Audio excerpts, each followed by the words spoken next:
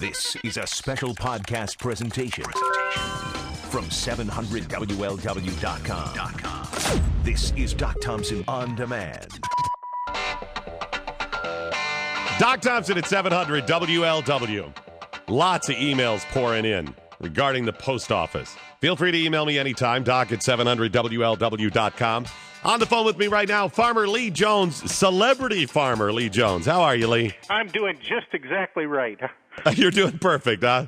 Absolutely. Okay, you're going to love this. So I forgot that we had you coming on the air today, all right? A couple of days, yesterday, day before, I get a package up front. And I say, you got a big package up here. I come up there, and it's a package of vegetables, big box of vegetables. Right. And I'm like, boy, this is great, but why do I have a box of vegetables? And I couldn't figure it out. I'm like, who would be sending me vegetables? And I'm thinking, boy, if someone just sent me a box of pot roast now, I'd be all set. And then it turns out it was from your family farm. Right. We're right up on Lake Erie in some old lake bottom, some of the richest sandy loam in the world.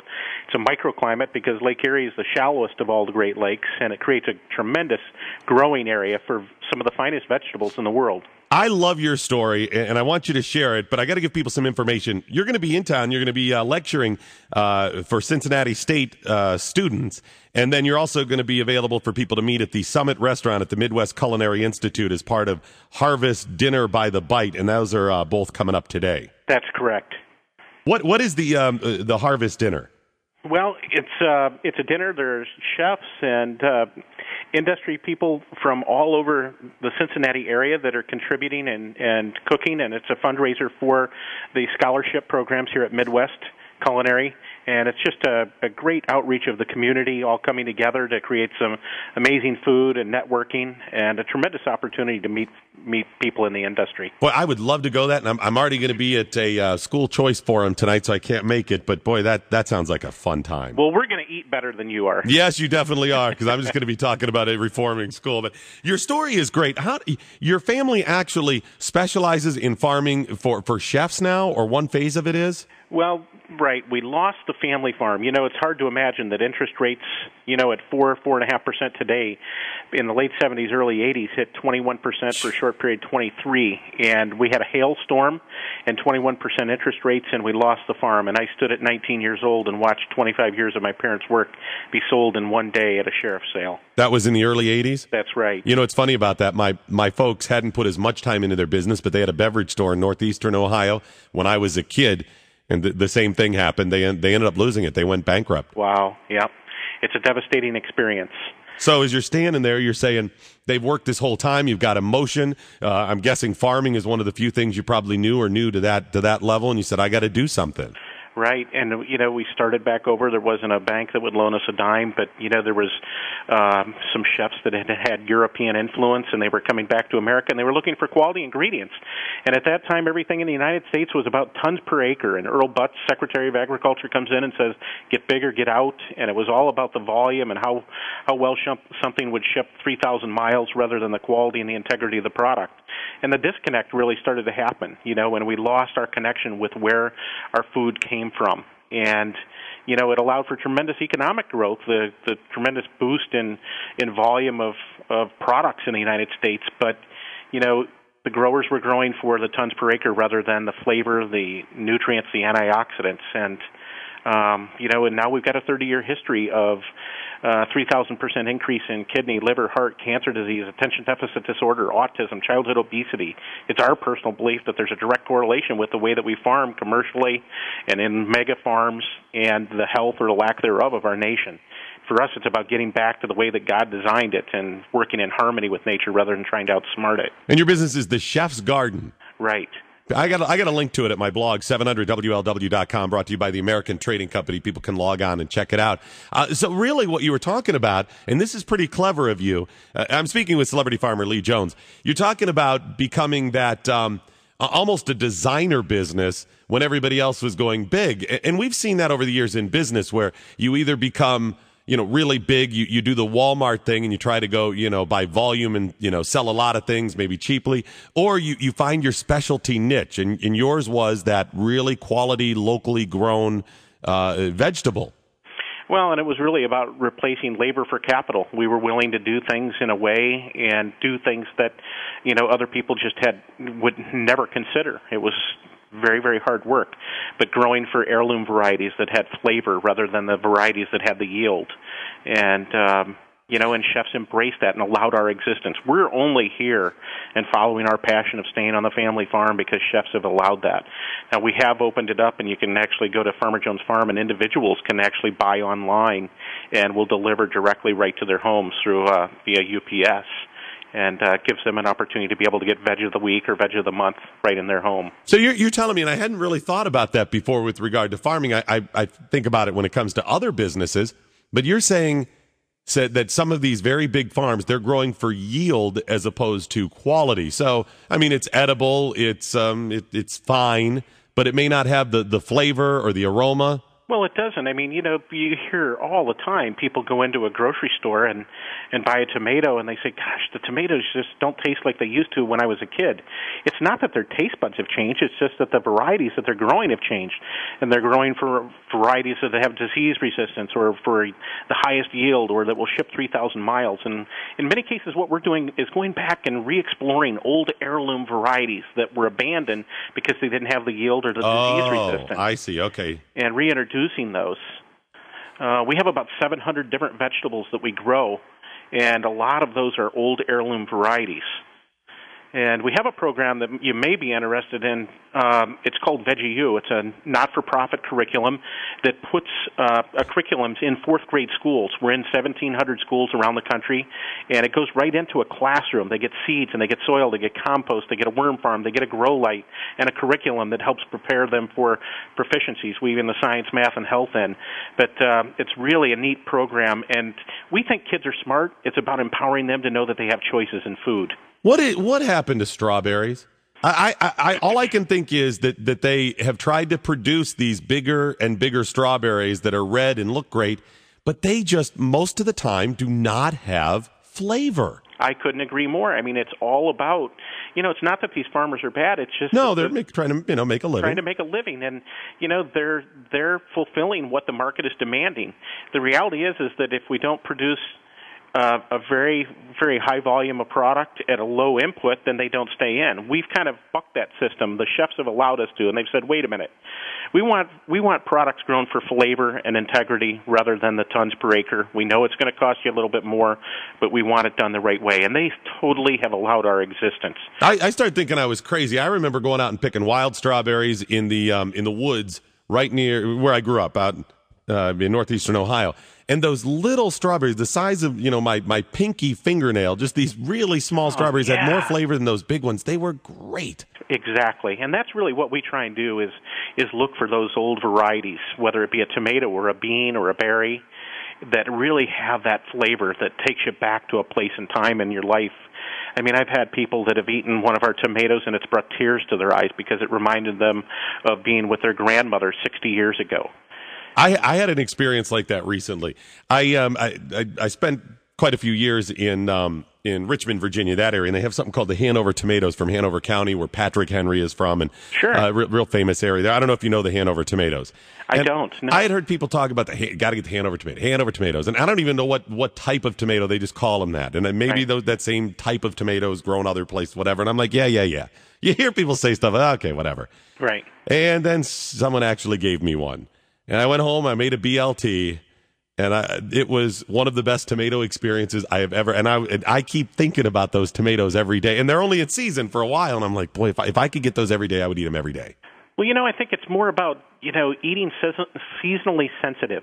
When tomatoes are in season, we ought to have them 3 times a day. But when they're out of season, we need to lust for them for 5 more months until they come back in. And I think people are becoming more focused and tuned in and savvy and aware of seasonally sensitive products. I mean, seek out those farmers markets, reconnect, rebuild those relationships with the actual producers of the product. Communicate to them what's important. That disconnect is really where things went to hell in a handbasket. And I think that, the time is right and people really are more savvy and aware and tuned in to where ingredients are coming from. And I applaud and encourage that. It's interesting. You talk about, the seasonal stuff. And if you aren't eating it year round, boy, then in the spring, when you know something's in season or summer, looking forward to it. You're like, holy moly, they're in season, and boy, that's just, you get your fill for a couple of weeks, and then that is. I think a lot of us can relate to that from our childhood. It really is about the way so many of us grew up. Well, and everybody's grandparents used to have a root cellar, and it is a little more difficult and challenging this time of year, but with a little creativity and a little planning in the fall, you harvest the products. We use a root cellar, where we'll actually, if you go 50 inches deep, you're 50 degrees year round, and it's such a green friendly concept. You use absolutely no fossil fuels to be able to refrigerate, and we've taken a concept really that's 150 years old and tied some new technology to that and built giant root cellars where we store the heirloom rutabagas and the parsnips and the celery roots and the beets and the carrots, and store those, and they'll hold until April, and you eat out of those until the spring crops like the asparagus and the rhubarb and things like that start to come into season. So there's just such a natural rhythm to what we can eat. Right. And you talk about the root cellars, and that's some of the things that the dishes that we eat now came about because people were trying to preserve them. I mean, whether it's sauerkraut or pickles or anything else, that was a preservation thing, part of canning. And I love to can. It's a wonderful thing. And the stuff you can make. Oh, absolutely. Right. And, I think that we're coming back to that. Last year in the United States, there were more seeds sold than in the history of the United States. Wow. Even going back to before the Victory Garden times in the World War II. And Right. So it's very exciting, and I think there is a reconnection with where product is coming from. We have 300 acres, which, is small. We're surrounded by 5,000 to 10,000 acre farms, but we only farm about a third of that in any one year.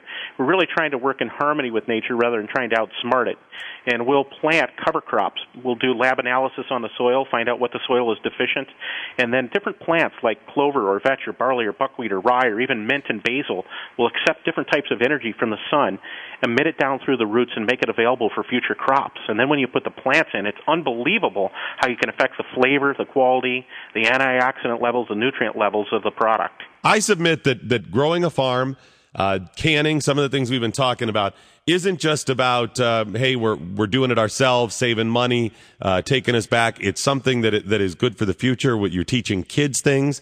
You're sustaining your future about stuff. Quite often, you're eating healthier. You're learning about yourself, the environment. I think it's a wonderful thing. In fact, it's my girlfriend, fiance, is Korean. She was born in Korea. Oh, sure, she's right. American, resident now. And she kimchi. They had nothing, and for those people that have tried Korean food, kimchi was basically like their version of sauerkraut, where it was something that they,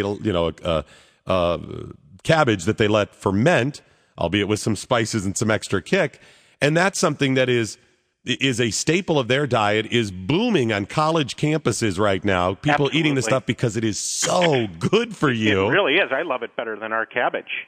Yeah, kimchi. I mean, it's the antioxidants in it. It's got an immunity booster with the garlic and the spices in that. And I mean, granted, there's a lot of people that have to acquire the taste for it because it's strong, but it's good for you. It's something that is now a staple, and they did it because they were trying to preserve and keep this stuff all year round. Right, exactly. Farmer Lee Jones going to be at the Cincinnati State today for a lecture, and then you can meet him tonight at 6:30 at the Summit Restaurant. Did I get that right? That's exactly right.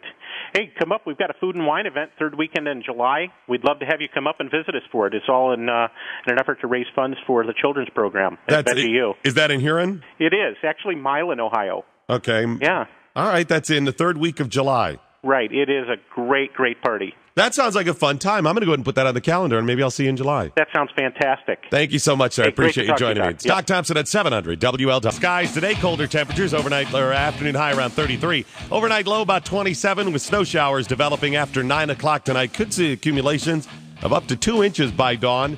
Friday morning commute could be dicey. Otherwise, it's just going to be mainly cloudy skies tomorrow, high 32 on Friday. Currently 27 at the big one, 700 WLW. How do you balance that? How do you balance the things I was just talking about being involved in gardening, growing and farming, outdoors, loving the outdoors, and not being the crackpot kook that thinks unless we all get rid of our cars, the planet is doomed? What happened to the moderate middle on that stuff? The reasonable, the sane? In recent years, I have developed a passion for gardening and stuff like that. I love it. I got the new house. I'm going to be able to do some gardening. Nothing huge, just some spices, maybe some tomatoes and cucumbers, stuff like that. I love it. I love the outdoors. Talk about, growing and canning. Some of the things from my childhood, my grandparents did, my folks. My mom would make jelly and pickles and all kinds of stuff. I did those things with her. It was a great experience, a bonding moment that I'll treasure forever. I also learned how to do some of those things. I love it. It's healthy, mentally healthy and physically healthy to do some of those things. It's good. But how do you stop from becoming the crackpot that wants to stop buildings from being built because somebody may have seen a certain type of bat in the area? We've allowed the people to just become nuts. We've gone from not even teaching our kids what vegetables are, how to grow them or can. Very important skills, bonding time, mentally and physically healthy. And the other side is the people that don't think cars should exist, that you shouldn't use toilet tissue. Just the craziness. At some point, we reached some middle ground. I don't know what year it was. 70s, 80s, somewhere in there. And then we just went off the deep end.